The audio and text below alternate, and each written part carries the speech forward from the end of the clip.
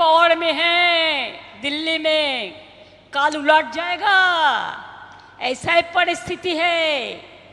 याद रखिए, आपका काम आप इज्जत से कीजिए, मोहब्बत से कीजिए, हम लोग पूरा सहयोगिता करेंगे। अगर आप वोट का काम में बीजेपी के लिए पोलिंग एजेंट बन जाएंगे, तब हमारा माता जी है, बहन जी है, वो लोगों ने इसको रिप्लाई देंगे, हम नहीं देंगे। बीजेपीर एकजन मंत्री नाकि बोले गेछे आमार प्रार्थी राममोहन राय। आपनारा जानेन आमार इलेक्शने अनेकगुलो करे मीटिंग थाके, ओके नाकि बोले गेछे गाছে বেঁধে পেটাবে।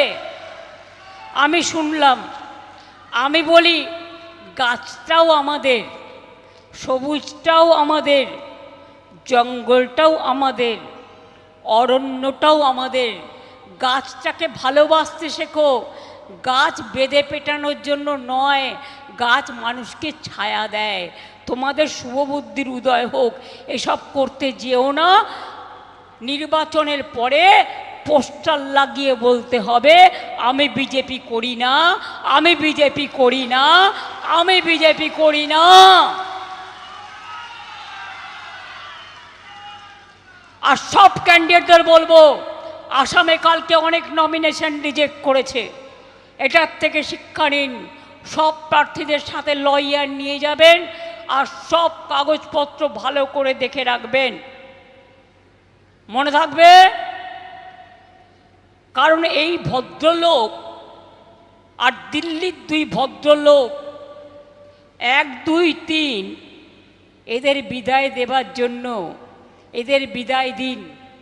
না দিলে দেশটা বেঁচে দেবে, বাংলা রাজ্যটাই তুলে দিতে চায়। অনেক প্ল্যানিং করেছে, আপনাদের বিহারের সাথে নিয়ে যাবে। আবার উত্তরবঙ্গের জেলাগুলোকে আমি আটকেছি, কয়েকদিন আগে এগুলো বেরিয়ে গিয়েছিল সোশ্যাল নেটওয়ার্কে, সেই দিনই আমি গর্জন করেছিলাম। মনে রাখবেন, মানুষের অধিকারের জন্য আমি রাস্তা থেকে সুপ্রিম কোর্ট পর্যন্ত লড়াই করেছি এবং সেই জন্যেই যা ভোট উঠছে এইটুকু ভোটও জেনে রাখবেন, এই লড়াইয়ের জন্য আপনারা আমার পাশে ছিলেন। এর জন্য আমার কোনো কৃতিত্ব নেই, কৃতিত্বটা আপনাদের। কি জোড়া ফুলে ভোটটা দেবেন তো? কেউ যদি টাকা দিয়ে আপনাদের কিনে নিতে চায়, ভোটটা কিন্তু তৃণমূলকে দেবেন। আর ভোটের আগে যারা মিথ্যে মিথ্যে প্রতিশ্রুতি দেয়, ওই যে বলেছিল বেটি বাঁচাও বেটি পধাও, কিছু নাই, গোল্লায় কিচ্ছু হয় নাই।